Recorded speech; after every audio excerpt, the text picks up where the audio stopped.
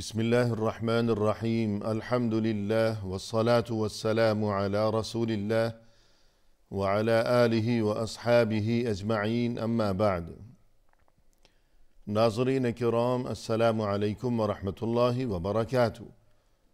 تفہیم دین کی اس بزم کے ہمراہ ہم آپ کی خدمت میں حاضر ہیں۔ آج کی اس ملاقات میں ہمارے ساتھ تشریف فرما ہیں محترم مہمان جناب شیخ سرور عالم صاحب، جو کہ معروف علمی شخصیت ہیں۔ تو آئیے ناظرین، پروگرام میں ان کا استقبال کیا جائے۔ السلام علیکم شیخ۔ وعلیکم السلام ورحمۃ اللہ وبرکاتہ۔ ہماری بزم میں آپ تشریف لائے، جو کہ یقیناً ہمارے لیے بہت ہی باعث مسرت ہے۔ جزاکم اللہ خیرا۔ شکریہ، جزاکم اللہ خیر۔ نوازش۔ محترم ناظرین، آج کی اس ملاقات میں ہمارا موضوع گفتگو ہے اسلامی شریعت کی خصوصیات، یعنی یہ اسلام، یہ دین فطرت ہے، لہذا اسلامی شریعت میں انسانیت کے لیے زندگی کے ہر معاملے میں اور زندگی کے ہر شعبے میں رہنمائی فراہم کی گئی ہے۔ تو آئیے آج کی اس ملاقات میں اسی سلسلے میں مفصل استفادہ کیا جائے اپنے مہمان کی زبانی۔ محترم، ارشاد فرمائیے گا اسلامی شریعت کی خصوصیات۔ جی، الحمدللہ والصلاۃ والسلام علی رسول اللہ۔ یہ موضوع بہت ہی اہم ہے، اور خود ہمارے اور آپ کے لیے اور سارے سننے والوں کے لیے، تاکہ ہم اپنے دین کی خصوصیات کو جانیں جی، اور ہمارے ایمان اور یقین کے اندر اور پختگی پیدا ہو۔ جی، تو یہ شریعت اسلامیہ کی جو خصوصیات ہیں، یہ بہت ساری اس کی خصوصیات ہیں۔ صحیح۔ پہلے تو ہم یہ سمجھ لیتے ہیں کہ شریعت کا جو ہے وہ لفظی اور لغوی معنی کیا ہے۔ جی، تو عربی میں بولتے ہیں شرع فی کذا، یعنی کسی چیز کو شروع کرتے وقت شروع کر دیا، جی، تو اس کو کہتے ہیں شرع۔ جی ہاں، جی، اسی سے شریعت ہے۔ اور شریعت جو ہے عرب میں اصل جو اس کلمہ کا معنی ہے واضح ہونا اور بالکل ظاہر ہونا۔ صحیح۔ شریعت کا لفظ عربی کے اندر چشمے کے اوپر بھی، جہاں پانی لینے کے لیے انسان جاتے ہیں، جسے گھاٹ ہے، اس کو بھی بولا جاتا ہے، اس لیے کہ وہ چشمہ جو ہوتا ہے یا گھاٹ وہ ظاہر ہوتا ہے۔ صحیح ہے۔ تالاب ہے مثلا، جی، تالاب ہے کہ جہاں سے سبھی لوگ پانی حاصل کرتے ہیں، پانی حاصل کرنے کے تو لیے سبھی کو وہ مقام معلوم ہوتا ہے۔ جی، تو اس وضاحت کی وجہ سے اور ظہور کی وجہ سے اس کو شریعہ کہا گیا۔ صحیح۔ اور یہ کہ ایک معنی یہ بھی ہے شریعت کا کہ برابر ہونا، یا یہ کہ سیدھا ہونا۔ جی، تو چونکہ شریعت اسلامیہ بالکل سیدھا راستہ ہے، اس لیے اس کو شریعہ کہا جاتا ہے۔ صحیح ہے۔ اسی طرح سے جو کیا نام ہے، اس کو طریقہ اور راستہ بھی کہتے ہیں۔ جی، لِكُلٍّ جَعَلْنَا مِنْكُمْ منکم شِرْعَةً شرعۃ وَمِنْهَاجًا۔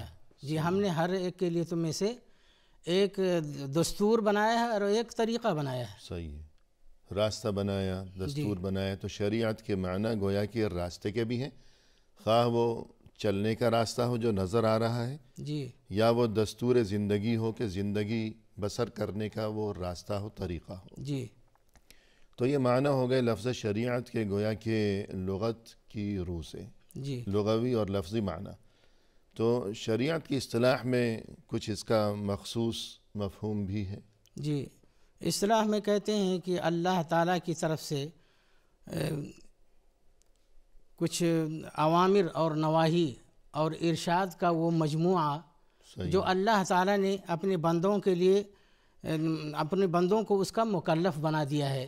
جی، اب وہ چیزیں چاہے عبادات سے یا عقائد سے متعلق ہوں، یا اخلاق سے ہوں، یا معاملات سے۔ صحیح ہے۔ تو اسی مجموعے کا نام جو ہے اصطلاح میں شریعت کہتے ہیں۔ جی ہاں۔ تو یہ جو چیزیں ہیں کہ عقائد سے اس کا تعلق ہو، یا عبادات سے، یا اخلاق سے، یا معاملات سے، تو گویا اس میں انسانی زندگی کے سبھی پہلو آ گئے۔ جی، یعنی عقائد کا معاملہ ہو گیا جو انسان کا انداز فکر ہے، جو اس کا تصور ہے، جو اس کی سوچ ہے، جو اس کے خیالات ہیں. اور عبادات ظاہر ہے کہ جو اعمال، جو جسمانی اعمال ہیں انہیں کس طرح انجام دینا ہے. جو عبادات کے مثلا نماز، روزہ، زکوٰۃ، جی جسمانی مالی عبادات. اخلاق یعنی ایک دوسرے کے ساتھ کیسے پیش آنا ہے. معاملات مثلا لین دین، خرید و فروخت. جی تو زندگی کا کوئی بھی گوشہ بچا نہیں ہے. جی تو یہ معنی ہے دین کی اور شریعت کی اصطلاح میں شریعت الہیہ. اور جیسا کہ آپ نے اس سے قبل ذکر کیا تھا کہ جو اس کے لفظی معنی ہیں شریعت کے، وہ یہ بھی ہیں کہ مثلا چشمہ، کہ جہاں بستی کے سبھی لوگ آیا کرتے ہیں اپنی پیاس بجھانے بجھاتے ہیں. کے لیے، پانی لینے کے لیے.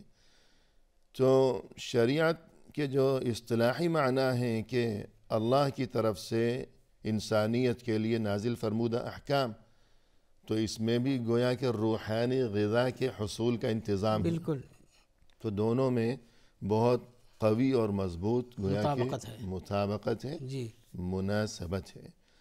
تو یہ کچھ گفتگو ہو گئی لفظ شریعت کے لغوی اور اصطلاحی معنی سے متعلق. شریعت اسلامیہ، اس کی کچھ خصوصیات، جی کہ ظاہر ہے کہ یہ انسانوں کا وضع کردہ تو نہیں ہے قانون، تو اس کی بڑی خصوصیت ہے، بڑی اہمیت ہے. تو اس بارے میں کچھ فرمائیے. جی اس بارے میں یہ ہے کہ پہلی خصوصیت یہ ہے کہ ہماری شریعت، جسے اس کی طرف اشارہ بھی ہوا، کہ یہ اللہ تعالیٰ کی طرف سے نازل کردہ ہے. جی اللہ تعالیٰ نے اس شریعت کو مقرر کیا ہے اپنے بندوں کے لیے.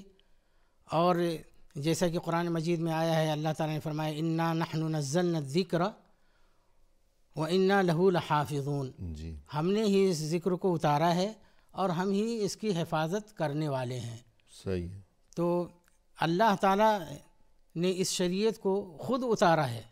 اور جیسے کہ اور بعض آیتوں کے اندر بھی ہیں کہ اللہ تعالیٰ نے فرمایا وما ارسلناک الا کافۃ للناس بشیرا ونذیرا. صحیح. کہ ہم نے تم کو تمام لوگوں کے لیے بشیر اور نذیر بنا کر کے بھیجا ہے. تو آپ رسول اللہ صلی اللہ علیہ وسلم جو رسالت، جو پیغام لے کر کے آئے، وہ عالمی پیغام ہوا. جی ہاں.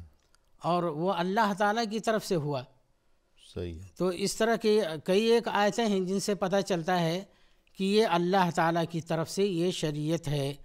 اور باقی جتنی جو شریعتیں یا کیا نام ہے قوانین ہیں، اس کی طرح سے اسلامی شریعت نہیں ہے. جی. اور جب اللہ تعالیٰ کی طرف سے یہ ہے، جو اللہ تعالیٰ حاکم ہے اور جس کی حکومت ہے پوری دنیا کے اوپر، بلکہ احکم الحاکمین ہے. بالکل احکم الحاکمین. جی بالکل. اور خالق ارض و سما ہے. جی تو ظاہر ہے کہ جو اللہ کا مقام و مرتبہ ہے، تو اس کی طرف سے نازل فرمودہ اور منتخب فرمودہ جو احکام ہے، جو شریعت ہے، تو باقی تمام شریعتوں کی بنسبت اس کا ایک مخصوص اور انفرادی مقام اور رتبہ ہے. جی بالکل. اور ایک مخصوص قسم کی اس میں ہیبت بھی ہوگی اور وقار. جی کیونکہ جب دل میں یہ احساس ہوگا کہ میں اس قانون کی جو پابندی کر رہا ہوں، یہ قانون کسی انسان کا وضع کردہ نہیں ہے، جی بالکل، یہ انسانوں کے خالق و مالک اور معبود برحق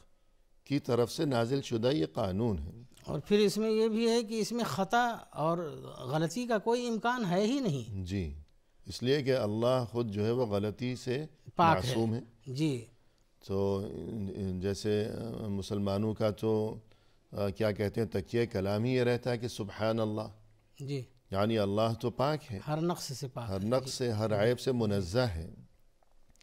تو پھر اس کا مقصد یہ ہوا کہ جب یہ شریعت جو ہے یہ ربانی ہے، اللہ کی طرف سے ہے، تو شریعت کا جو بھی حکم ہے، خواہ اس کا تعلق عبادت سے ہو، نماز روزے سے ہو، یا اس وقت ہم دو افراد بیٹھے ہوئے ہیں آمنے سامنے، مجھے آپ سے کس طرح ہم کلام ہونا ہے، اور آپ کو میرے ساتھ کیا رویہ و سلوک اپنانا ہے، اور ہمیں ایک دوسرے کا خیال رکھنا ہے، خبر گیری رکھنی ہے مثلا. تو یہ سب کچھ گویا کہ ہم اللہ کے حکم کی تعمیل کے طور پر کر رہے ہیں. جی. نہ کہ محض ایک رواج کے طور پر، رواج کے طور پر، یا کہ کوئی ذاتی مفاد ہو، ذاتی مفاد ہو، کوئی مجبوری ہو، کوئی رواج کا معاملہ ہو، جی یا ملازمت، کوئی مصلحت ہو، ایسا کچھ نہیں ہے۔ انسان اپنی بیوی سے حسن سلوک سے پیش آتا ہے، اپنے بچے سے شفقت و عنایت کا معاملہ روا رکھتا ہے، تو اس لیے کہ یہ میرے اللہ کا حکم ہے۔ جی تو اس میں گویا کہ ایک تقدس پیدا ہو گیا، اور باقی قوانین سے یہ بہت ممتاز و منفرد ہو گیا معاملہ۔ تو ایک خصوصیت اسلامی شریعت کی یہ ہو گئی کہ یہ ربانی ہے، اللہ کی طرف سے ہے۔ اور مزید ایک خصوصیت اس میں یہ بھی ہے کہ یہ شامل و کامل ہے، یعنی زندگی کے ہر پہلو کو، اور یہ کہ ہر زمان و مکان کے لیے یہ مناسب ہے۔ تو اس بارے میں کچھ فرمائیے۔ جی، بلکہ یہاں تک ہے کہ یہ مناسب ہی نہیں، جیسے لوگ کہتے ہیں کہ یہ صالح یا مناسب ہے، جی ہر زمانے، ہر مکان کے لیے، ہر شخص کے لیے، ہر حالت کے لیے، ایسا نہیں، بلکہ اس سے بڑھ کر کے یہ ہر زمانے، ہر جگہ اور ہر شخص، ہر حال کو یعنی کہ اس کی اصلاح کرنے والی شریعت ہے یہ، جی بالکل درست، صرف مناسب ہی نہیں ہے، بلکہ ضروری ہے۔ ضروری ہے، اس کو درست کرنے کے لیے یہ شریعت آئی ہوئی ہے، اور اس کے اندر صرف صالحیت نہیں ہے بلکہ مصلحیت موجود ہے، جی سبحان اللہ، کہ جہاں پر بھی یہ شریعت جائے گی، جس زمانے میں ہوگی صحیح ہے، اس کو درست کر دے گی۔ جی بالکل۔ تو اس میں کچھ مثالیں کہ مثلا انسان کی زندگی کے لیے یہ کس طرح شامل و کامل ہے، بلکہ تمام انسانی معاشرے کے لیے یہ شامل و کامل ہے، جی کہ مثلا انسان کے اپنے رب سے جو معاملات ہیں، انسانوں کے آپس میں جو معاملات ہیں، انسانوں کے اور مسلمانوں کے غیر مسلموں کے ساتھ جو معاملات ہیں، تو ان تمام پہلوؤں کو احاطہ کیے ہوئے ہے یہ شریعت۔ تو یہ ایسی خصوصیت ہے کہ کسی اور نظام زندگی میں یہ خصوصیت گویا کہ ہمیں نظر نہیں آتی ہے۔ جی تو مزید کچھ فرمائیں گے اس بارے میں؟ بلکہ دیکھیں جیسے عبادات ہیں، جی خصوصاً آپ نماز کو لے لیجئے، صحیح ہے، کہ نماز کا معاملہ ہے، یہ صرف یہ نہیں کہ انسان کے جسم تک محدود ہے، جی بلکہ اس کے اندر خشوع اور خضوع کا معاملہ بھی ہے، جس کا تعلق دل سے ہے، اور باقی جو حرکات ہیں نماز کے اندر وہ اعضاء اور جوارح سے جو ظاہری ہیں ان سے متعلق ہے۔ تو اب نماز کا یہ مقصود ہوا کہ وہ اللہ تعالیٰ کے لیے بالکل اس کا تابع دار ہو گیا، صحیح، اور اس کے سارے اعضاء اور دل اور دماغ سب جو ہے اس کی تابعداری کر رہے ہیں، کوئی بھی چیز اللہ کی عبادت سے خالی نہ ہو، جی پورا سراپا جو ہے وہ اللہ تعالیٰ کے لیے ہے، اور وہ عبادت دل بھی، زبان بھی، اور اعضاء بھی، اعضاء بھی۔ جی سبحان اللہ۔ تو اسی طرح جو فرد کا معاملہ ہے، انفرادی معاملہ ہو یا خاندانی معاملہ ہو یا تمام دنیا انسانیت کا معاملہ ہو، تو ظاہر ہے کہ ان تمام پہلوؤں کو کہ زندگی کا کوئی بھی گوشہ ایسا نہیں ہے کہ جس میں اسلامی شریعت کا عمل دخل نہ پایا ہو۔ جائے۔ جی انسان صبح بیدار ہوتا ہے تو آنکھ کھلتے ہی ایک دعا اس کو سکھائی گئی ہے، پھر اس نے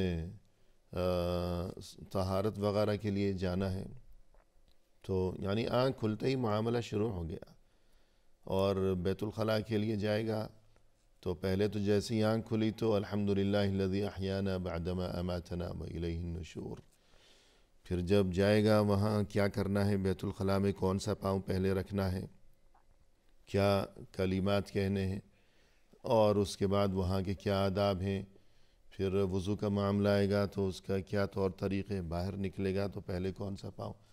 تو ایک وقفہ لیں گے، پھر گفتگو آگے بڑھائیں گے۔ ناظرین فی الحال لیتے ہیں مختصر سا وقفہ، ہمارے ساتھ ہی رہیے گا۔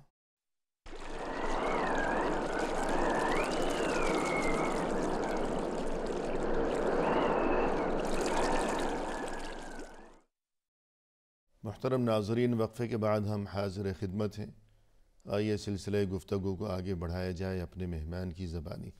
شیخ، آج کا موضوع یعنی اسلامی شریعت کی خصوصیات، تو اس بارے میں آپ نے لفظ شریعت کے لفظی و اصطلاحی معنی بیان فرمائے۔ وقفے سے قبل پھر یہ کہ آپ نے اس کی یہ خصوصیت بیان فرمائی کہ یہ ربانی شریعت ہے، کسی انسان کا وضع کردہ یہ قانون نہیں ہے، یہ اللہ کی طرف سے ہے جو انسانوں کا خالق و مالک ہے۔ اس کے بعد یہ کہ یہ ہر ایک کے لیے ہے، زندگی کے ہر شعبے میں رہنمائی اسلامی شریعت میں فراہم کی گئی ہے۔ تو ایک مثال کے ذریعے ہم اس بات کو بیان کرنا چاہ رہے تھے کہ انسان جیسے ہی صبح بیدار ہوا، آنکھ کھلتے ہی دعا پڑھے گا، اور اس کے بعد قدم قدم پر اس کے لیے یہ تعلیمات، پھر یہ کہ نماز پڑھی، نماز کے بعد کے اذکار، پھر گھر سے نکلے گا اس کے لیے مخصوص اذکار، اور راستے میں چلنے کے اذکار، سواری کے اذکار، پھر واپس آئے گا گھر میں داخل ہونے کے اذکار، پھر کھانا وغیرہ۔ تو یوں زندگی کا کوئی بھی شعبہ ایسا نہیں ہے کہ جہاں انسانیت اس شریعت اسلامیہ کی تعلیمات اور رہنمائی سے محروم رہ گئی ہو۔ تو اس سلسلے میں ایک بات ہم آپ کی زبانی یہ بھی جاننا چاہیں گے کہ اس میں عالمیت کا پہلو پایا جاتا ہے، یعنی یہ تمام دنیا کے لیے حدود و قیود، زمان و مکان کی حدود و قیود سے بالا تر ہے اسلامی شریعت۔ اس بارے میں کچھ فرمائیے گا۔ جی، تو یہ جو ہماری شریعت ہے، شریعت کا قانون جو ہے یہ عالمی ہے، آفاقی ہے، جی کسی محدود طبقے کے لیے نہیں، جی کسی محدود خطے کے لیے نہیں، اور کسی مخصوص زمانے کے لیے نہیں، صحیح ہے، بلکہ یہ تمام دنیا کے لیے اور ہر جگہ کے لیے ہے، اور ہر ہر انسان کے لیے۔ اس میں رنگ و نسل یا خاندان اور قبیلے کی کوئی تفریق نہیں ہے کہ یہ فلاں کے لیے خاص ہے، فلاں کے لیے نہیں ہے۔ جی اس کے سامنے سارے ہی لوگ برابر ہیں، اور اسی لیے یہ شریعت ہماری جہاں جہاں بھی گئی، جی جس خطے میں پہنچی، جن لوگوں نے اس کے اوپر عمل کیا ان کی زندگی کامیاب رہی، سبحان اللہ، اور ہمیشہ ان کے ہاں جو ہے امن و امان، چین و سکون کی زندگی ہوتی رہی۔ سبحان اللہ۔ تو اس سلسلے میں ہم دیکھتے ہیں کہ گزشتہ تمام انبیاء کرام علیہم السلام کا تذکرہ قرآن کریم میں جہاں جہاں کیا گیا ہے، تو مثلاً یہ کہ وَإِلَىٰ عَادٍ أَخَاهُمْ هُودًا، جی، ہم نے قوم عاد کی جانب بھیجا ہود علیہ السلام کو۔ وَإِلَىٰ ثَمُودَ أَخَاهُمْ صَالِحًا، ہم نے قوم ثمود کی طرف بھیجا صالح علیہ السلام کو۔ وَإِلَىٰ مَدْيَنَ أَخَاهُمْ شُعَيْبًا، قوم مدین کی جانب ہم نے بھیجا شعیب علیہ السلام کو۔ إِنَّا أَرْسَلْنَا نُوحًا إِلَىٰ قَوْمِهِ، ہم نے نوح علیہ السلام کو بھیجا ان کی قوم کی طرف۔ تو ہر نبی کے نام کے ساتھ ان کی قوم کا تذکرہ ہے، جی، گویا ان کی نبوت و بعثت وہ ایک مخصوص قوم تک محدود تھی، مخصوص زمانے تک محدود تھی۔ لیکن جب رسول اللہ صلی اللہ علیہ وسلم جو یہ آخری شریعت اللہ کی طرف سے لے کر آئے، تو ہمیں صورتحال یکسر مختلف نظر آتی ہے۔ تبارک الذی نزل الفرقان علی عبدہ لیکون للعالمین نذیرا، تمام دنیا والوں کے لیے نذیر بنا کر بھیجا رسول اللہ صلی اللہ علیہ وسلم کو۔ اور یہ کہ وَأُوحِيَ إِلَيَّ هَذَا الْقُرْآنُ لِأُنذِرَكُمْ بِهِ وَمَنْ بَلَغَ، کہ جس تک بھی یہ قرآن پہنچ جائے، اس قرآن کے ذریعے آپ لوگوں کو اللہ کی نافرمانی سے ڈرائیے۔ اور یہ کہ وَمَا أَرْسَلْنَاكَ إِلَّا رَحْمَةً لِلْعَالَمِينَ، اے ہمارے نبی صلی اللہ علیہ وسلم، ہم نے آپ کو تمام جہان والوں کے لیے رحمت بنا کر بھیجا، تو سبھی کے لیے۔ پھر مزید یہ کہ اسلامی شریعت یہ فقیر کے لیے بھی ہے، بادشاہ کے لیے بھی ہے، چھوٹے کے لیے بھی ہے، بڑے کے لیے بھی ہے، اور یہ کہ بیمار کے لیے بھی ہے، بیماری میں انسان نماز کیسے پڑھے گا، روزہ کیسے رکھے گا، اور صحت مند کے لیے بھی ہے، مقیم کے لیے بھی ہے، مسافر کے لیے بھی ہے۔ تو گویا یہ معنی ہو گئے اس بات کے کہ اس میں عالمیت ہے۔ تو کچھ فرمانا پسند فرمائیں گے آپ مزید اس بارے میں؟ حدیث کے اندر بھی اللہ کے رسول صلی اللہ علیہ وسلم نے فرما دیا اور بتلا دیا کہ یہ شریعت عالمی ہے، جی آفاقی ہے۔ فرمایا کہ وکان النبی یبعث الی قومہ خاصہ، جی کہ پہلے جو نبی ہوتے تھے وہ اپنی قوم کی طرف خاص طور سے بھیجے جاتے تھے اپنی قوم کے لیے۔ وبعثت الی الناس کافہ، کیا فتن، جی، سبحان اور میں تمام لوگوں کی طرف بھیجا گیا ہوں رسول بنا کر کے۔ سبحان اللہ۔ تو ایک خصوصیت یہ ہو گئی اسلامی شریعت کی کہ یہ نہ تو کسی مخصوص طبقے کے لیے ہے، نہ کسی مخصوص قوم کے لیے ہے، نہ کسی مخصوص زمانے کے لیے ہے، نہ کسی مخصوص علاقے کے لیے۔ یہ ان تمام حدود و قیود سے بالا تر ہے، ہر ایک کے لیے ہے، سبھی کے لیے ہے، ہمیشہ کے لیے ہے، قیامت تک کے لیے ہے۔ اور اس کے بعد ایک خصوصیت اسلامی شریعت کی یہ بھی ہے کہ اس میں میانہ روی اور توسط اور توازن پایا جاتا ہے۔ تو اس بارے میں کچھ فرمائیے گا۔ جی، یہ شریعت غلو اور افراط اور تفریط سے پاک ہے۔ جی اس کے اندر نہ غلو ہے، نہ تقصیر ہے، نہ افراط ہے، نہ تفریط ہے، اور اس کے احکام ایسے ہیں کہ سارے ہی لوگ اس احکام کو کر سکتے ہیں، جی اور اس کے اندر میانہ روی ہے، توسط ہے، اعتدال ہے، انصاف اور اعتدال ہے۔ صحیح ہے۔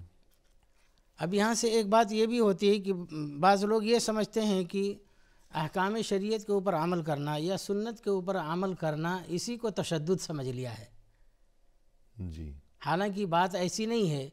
ہماری جو شریعت ہے یہ پوری کی پوری جو اس کے پورے کے جو احکام ہیں سب توسط ہیں، اس کے اندر میانہ روی ہے، صحیح۔ اور اس شریعت کے سارے احکام پر عمل کرنا ہی توسط اور میانہ روی ہے۔ اگر جو کوئی شرعی احکام پر عمل کرے گا گویا کہ وہ تشدد ہے، تو اس کا مطلب یہ ہوا کہ پھر احکام پر عمل چھوڑ دیں۔ جی، اور یہ اس حدیث کے بھی خلاف ہوگا کہ اللہ کے رسول صلی اللہ علیہ وسلم نے فرمایا کہ بعثت بالحنیفیۃ السمحہ، صحیح ہے۔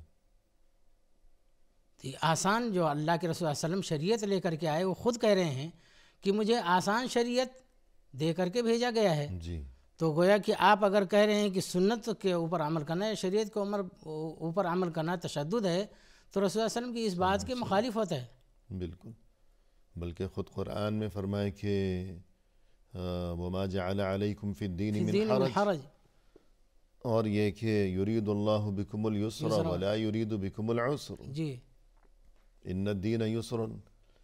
تو دین اسلام کی تمام تعلیمات میں میانہ روی کا پہلو پایا جاتا ہے۔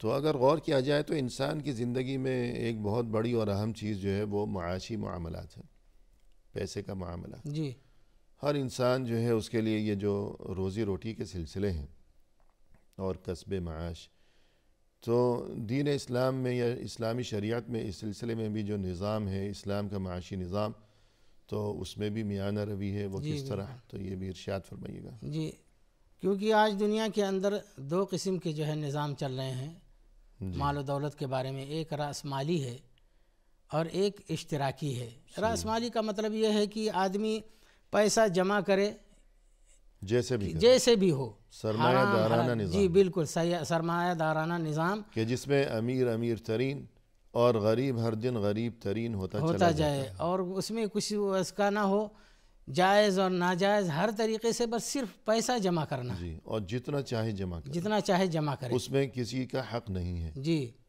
کسی بھوکے کی فکر کرے یا نہ کرے، اپنی تجوری بھرتا چلا جائے۔ تو یہ سرمایہ دارانہ نظام ہے۔ جی، اور اس کی وجہ سے تو بڑی یہ ظاہر ہے کہ خرابیاں اچھی بات تو نہیں ہے، بڑی خرابیاں پیدا ہوتی ہیں۔ اس میں تو گویا کہ نفسا نفسی کا معاملہ ہے، جی، خود غرضی ہے۔ جس معاشرے کے اندر یہ نظام ہے وہ اس کے اندر یعنی چین اور سکون اور اطمینان کچھ ہے ہی نہیں، جی، ہمیشہ خوف و ہراس ہے۔ غریب آدمی تنگ آ کر آخر یہ سوچے گا کہ بھئی کوئی ترکیب ایسی کی جائے کہ یہ جو میرا دولت مند قسم کا پڑوسی ہے تو پھر اس سے کوئی چھیننے کا منصوبہ بنایا جائے۔ جی بالکل، ویسے تو اسے میرا خیال آتا ہی نہیں ہے، انسانیت ہی نہیں ہے، کوئی رحم نہیں ہے اس کے دل میں، تو پھر چھین لیا جائے، اس سے کسی طرح یہ چوری کی جائے، ڈاکہ ڈالا جائے۔ جی یہی سب ہوتا ہے۔ صحیح ہے۔ تو یہ سرمایہ دارانہ نظام اور اس کی خرابیاں کہ یہ گویا کہ انسانی معاشرے سے مطابقت نہیں رکھتا یہ نظام، جبکہ اس کے برعکس دوسرا نظام کیا ہے؟ جی وہ اشتراکی ہے. اشتراکی کا مطلب یہ ہے کہ سارے لوگ کمیونزم ہے جی، صحیح ہے. کہ انسان کما سکتا ہے صرف اپنے روٹی کے لیے، کپڑے کے لیے اور رہنے کے لیے بس.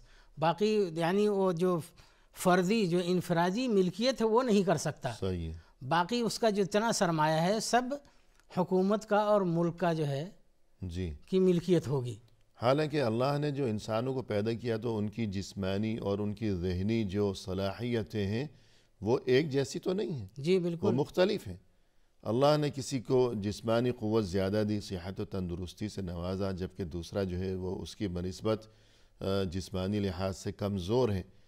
یا اللہ نے کسی کو فطری طور پر، پیدائشی طور پر سوچنے سمجھنے اور عقل کی نعمت زیادہ دی ہے، جبکہ دوسرا اس کی بنسبت اس بارے میں کچھ پسماندہ ہے. تو اگر ہر ایک کے لیے معاش کے سلسلے میں ایک ہی پیمانہ مقرر کر دیا گیا ہمیشہ کے لیے، تو اب جو کہ بہت عقل مند ہے، سمجھ بوجھ والا انسان ہے کہ مثلا ہوائی جہاز بنا سکتا ہے، اور دوسرا شخص وہ ہے کہ جو صرف بیلچہ ہی چلا سکتا ہے، جی تو اگر دونوں کو برابر کر دیا گیا کہ تم بھی رات دن محنت کرو اور تم بھی رات دن محنت کرو، تنخواہ دونوں کو برابر ملے گی. یا یہ کہ کچھ بھی نہیں ملے گا، کہ ہر ہفتے تمہیں اتنا راشن، آٹا، گھی اور چینی مل جائے گی اور ایک صابن مل جائے گا، جاؤ نہا دو، کپڑے دھو لو، اور کچھ بھی نہیں ملے گا. تو جسے اللہ نے بہت زیادہ صلاحیتوں سے نوازا ہے تو وہ سوچے گا کہ مجھے کیا پڑی ہے، کیوں میں کام کروں، محنت کروں اور اپنے آپ کو ہلکان کروں. تو گویا یہ فطری معاملہ نہیں ہے، فطرت کے خلاف ہے. فطرت کے خلاف ہے اور ترقی نہیں ہو سکتی ہے پھر. صحیح ہے.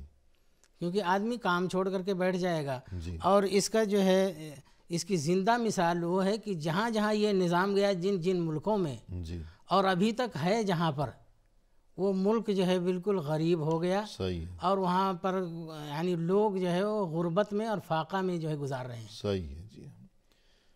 پھر یہ کہ ایک انسان جس کو اللہ نے ذہنی طور پر یا جسمانی طور پر یا کسی بھی شکل میں صلاحیتوں سے نوازا ہے، اسے اپنی صلاحیتوں کو جب بروئے کار لانے کی اجازت ہوگی تبھی وہ آگے بڑھے گا اور دوسروں کے لیے بھی رزق کے مواقع پیدا ہوں گے. جی.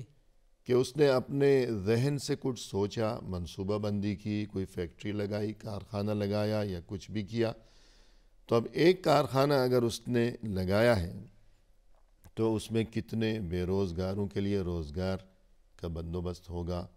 تو یوں جو کوئی اپنی عقل کو استعمال کر کے آگے بڑھے گا، کسی دوسرے کو تکلیف یا نقصان نہیں پہنچا رہا. جی. جائز طریقے سے اپنی حدود کے اندر رہتے ہوئے اپنی عقل کو استعمال کر کے وہ آگے بڑھ رہا ہے، تو تمام انسانیت کا اس میں فائدہ ہے. تو یہ جو سرمایہ دارانہ نظام ہے یہ انسانی جذبات کے خلاف ہے، انسانی تقاضوں کے خلاف ہے. اس میں سراسر نفسا نفسی ہے، نفس پرستی ہے، خود غرضی ہے، اور غریب کا خون چوسنے کا معاملہ ہے. اور جو دوسرا اشتراکی نظام ہے اس میں ظلم ہے، اور یہ کہ اللہ کی طرف سے انسان کو جو صلاحیتیں ودیعت کی گئی ہیں ان کا گلا دبا دینا ہے. تو باقی گفتگو وقفے کے بعد کریں گے. محترم ناظرین، فی الحال لیتے ہیں مختصر سا وقفہ، ہمارے ساتھ ہی رہیے گا.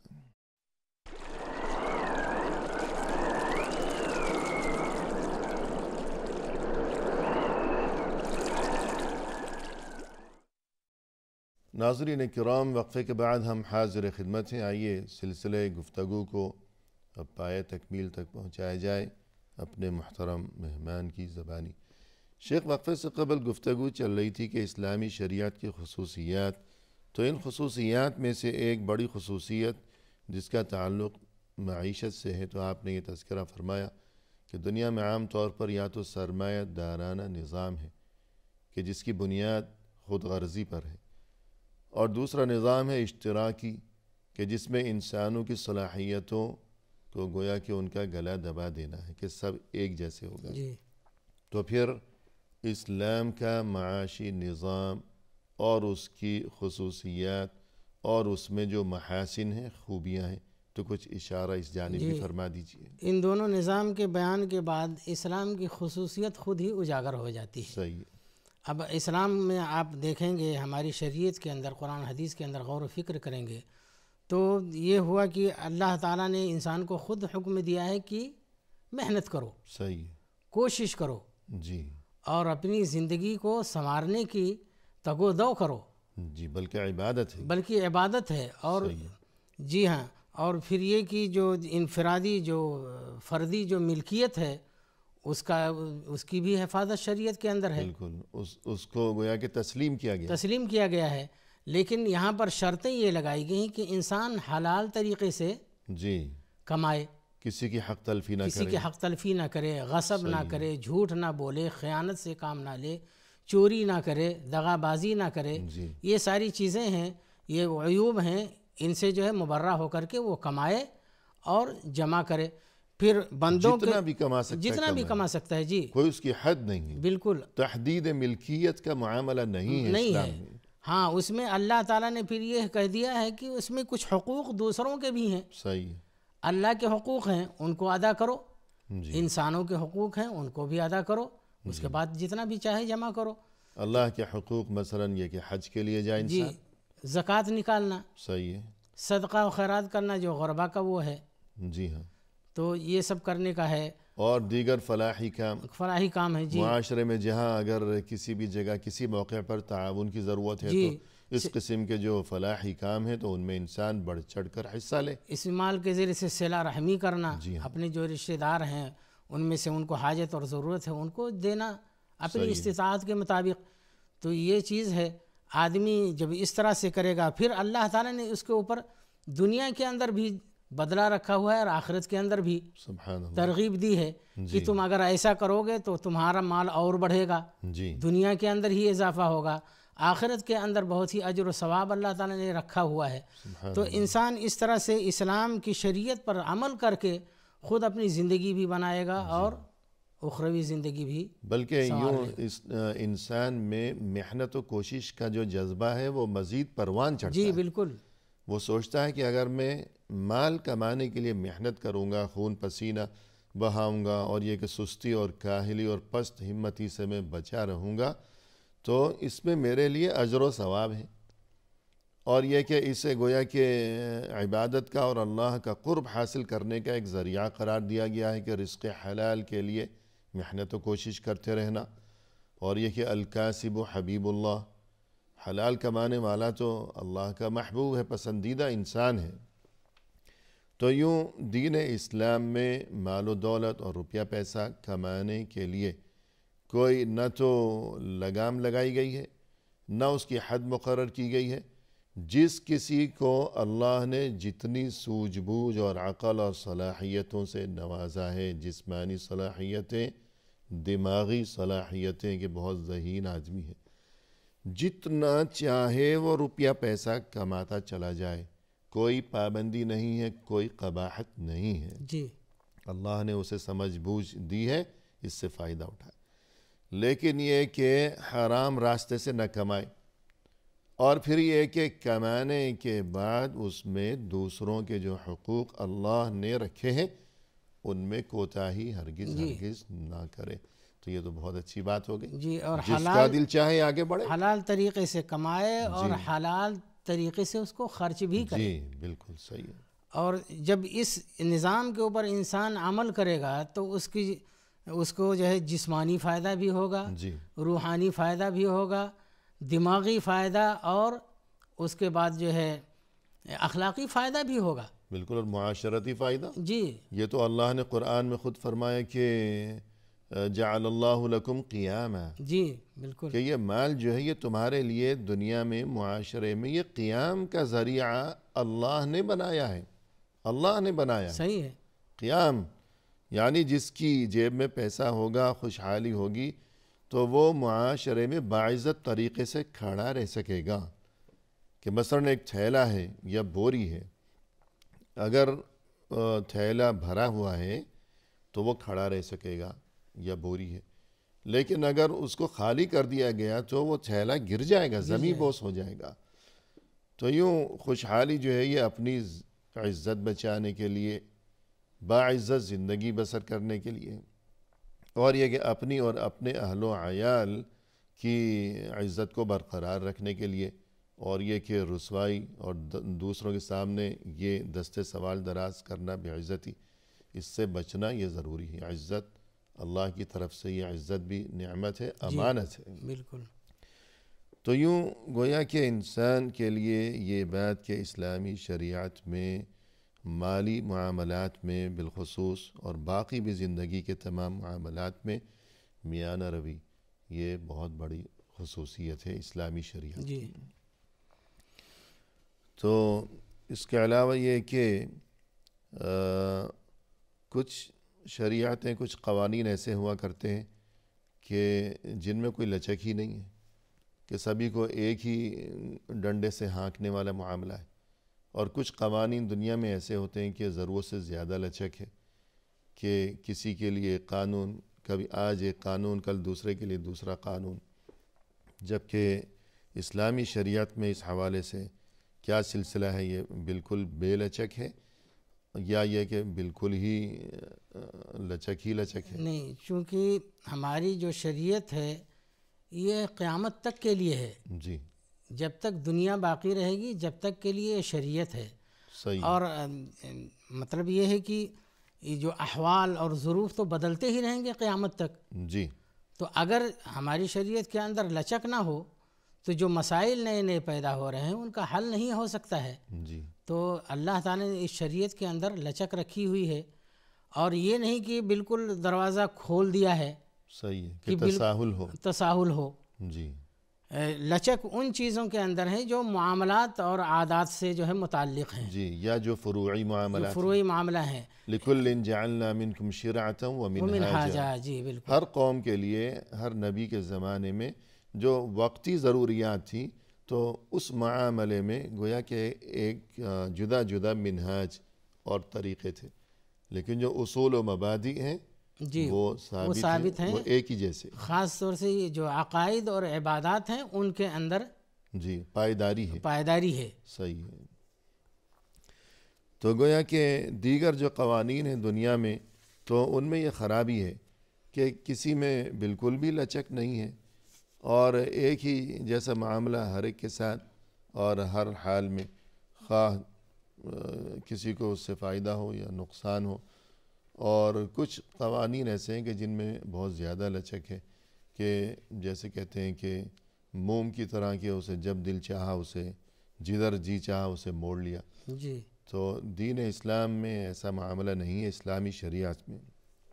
تو صورتحال یہی ہے کہ جو فروعی معاملات ہیں تو ان میں لچک ہے، اور یہ کہ اجتہاد کا جو باب ہے وہ گویا کہ کھلا ہوا ہے اور اس میں گنجائش ہے. لیکن جو اصول و مبادئ ہیں، بنیادی چیزیں، تو وہ ہمیشہ ہر زمانے میں وہ ایک ہی جیسی ہیں، پائیدار ہیں. جی. اب مثلا اگر مزید اس کو واضح کرنے کی کوشش کی جائے کہ سمجھ میں آ جائے بات، جھوٹ نہ بولو. جی. یہ تعلیم، اسلامی تعلیم، یا خرید و فروخت کے موقع پر اگر ہم کہیں کہ بھی ہماری خرید و فروخت، ہماری تجارت شرعی تعلیمات کے مطابق ہونی چاہیے، تو ناپ تول میں کمی بیشی نہ کرو. تو یہ تعلیمات پائیدار ہیں، ہر زمانے کے لیے ہیں، ہمیشہ کے لیے ہیں، ہر علاقے کے لیے. لیکن جو وقتی کچھ تقاضے ہوا کرتے ہیں تو ان کی بہت سی مثالیں دی جا سکتی ہیں. تو اس حساب سے جو ہے دین اسلام میں اور اسلامی شریعت میں لچک موجود ہے، کہ مریض کے لیے مثلا نماز کے مخصوص احکام ہیں، جی، اور روزے کے مخصوص احکام ہیں. اور اس کے علاوہ اسلامی شریعت کی ایک خصوصیت یہ بھی ہے کہ اس میں انسان کے جو فوائد ہیں، جو ضروریات ہیں انسانیت کے لیے، تو ان کی رعایت رکھی گئی ہے. اس بارے میں کیا فرمائیں گے آپ؟ جی، یعنی کہ یہ جو انسان کے جو مقاصد اور مصالح ہیں، جو مصلحتیں ہیں، ان کا خیال رکھنا، جی یہ اسلام کے اندر ایک یعنی اسلام کی بہت ہی اہم خصوصیت ہے. صحیح. اس میں انسانوں کے فائدے کو سوچ کر کے جی اس کے مطابق جو ہے وہ قوانین اور احکام رکھے گئے ہیں جی اور ان کی رعایت کی گئی ہے کہ ان کو پریشانی نہ ہو. جی اور یہ جو مصالح ہیں تقریباً 3 قسم کے ہیں. جی ایک تو مصالح ضروریہ ہیں صحیح ہے. اور ایک حاجیہ ہے صحیح. دوسری قسم. تیسری تحسینیہ ہے. اسے علماء نے جو ہے اس کی تقسیم کی ہوئی ہے. جی ضروریہ میں وہ جو 5 جو اصول ہیں صحیح ہے. یعنی کہ جیسے حفظ دین ہے، حفظ نسل ہے، جی حفظ عقل ہے اور حفظ نفس. مال ہے جی اور جان. حفظ جان ہے. جی جی ہاں حفظ النفس. یہ 5 جو اصول ہیں یہ ضروریہ ہیں. تو ان کا اعتبار کیا گیا ہے اور آپ غور فکر کریں گے تو اسلام کے جو احکام ہیں تقریباً انہی 5 کے ارد گرد گھومتے ہیں. صحیح ہے. جان و مال کی حفاظت، جی عزت و آبرو کی حفاظت، دین کی حفاظت، دین کی حفاظت، نسل کی حفاظت. جی ہاں نسل کی حفاظت. اور شریعت اسلامیہ کے جتنے احکام ہیں آپ اس بارے میں آپ دیکھیے کہ کل المسلم علی المسلم حرام جی دمہ و مالہ و عرضہ. ایک مسلمان کا سبھی کچھ دوسرے تمام مسلمانوں پر حرام ہے، اس کا مال بھی، اس کی عزت و آبرو بھی، اور یہ کہ اس کی جان بھی. تو یوں اگر بات کی جائے نسل کے بارے میں تو جتنے بھی شرعی احکام ہیں تو آپ دیکھیے کہ اس طرف بہت زیادہ دین اسلام میں توجہ دی گئی ہے. اور اسی لیے جو آزادانہ اختلاط ہے، میل جول ہے مرد و زن کا، جی تو یہ معاشرتی برائیاں اور یہ کہ حیا کی جو اس قدر تاکید و تلقین کی گئی ہے اور بے پردگی سے بچنا، تو ان کے پیچھے جو سب سے اہم ترین حکمت ہے وہ یہی ہے کہ نسل محفوظ رہے. اور اگر انسان کو اپنی ہی اولاد کے بارے میں شک و شبہ ہو جائے کہ یہ میری نسل ہے، میرے بچے ہیں، یا اللہ نہ کرے کچھ اور معاملہ ہے، جی پھر وہ ان کی تربیت کا فریضہ کیسے انجام دے گا؟ اور رات دن جو محنت کرتا ہے انسان، کبھی گرمی، کبھی سردی، کبھی طوفانوں سے لڑتا ہے، وہ کیوں کرتا ہے؟ بچوں کی محبت میں. جی اگر اس کے دل میں یہ ہو کہ یہ تو پتہ نہیں میرے بچے ہیں بھی یا نہیں، تو وہ کیسے محنت کرے گا؟ صحیح. پھر وہ بچوں کی ماں کی عزت کیسے کرے گا؟ تو یہ بہت نازک معاملات ہیں. تو یوں نسل کی حفاظت اور جان کی حفاظت اور یہ کہ دین کی حفاظت، تو اسلامی شریعت میں ان تمام چیزوں کا بہت زیادہ اہتمام اور خاص خیال رکھا گیا ہے. پروگرام کے آخر میں ہم تہہ دل سے آپ کے شکر گزار ہیں کہ آپ تشریف لائے اور آپ نے مؤثر انداز میں رہنمائی فرمائی. جزاکم اللہ خیرا. اسی کے ساتھ محترم ناظرین، اختتامی موقع پر تہہ دل سے ہم آپ کے بھی شکر گزار ہیں کہ آپ نے ہمارا یہ پروگرام دیکھا. موضوع فی الحال یہ نامکمل ہے. انشاءاللہ آئندہ ملاقات کے موقع پر انہی محترم مہمان کی معیت میں اسی موضوع کے ہمراہ ہم آپ کی خدمت میں جلد حاضر ہوں گے. اس وقت تک کے لیے فی امان اللہ، وآخر دعوانا ان الحمد للہ رب العالمین.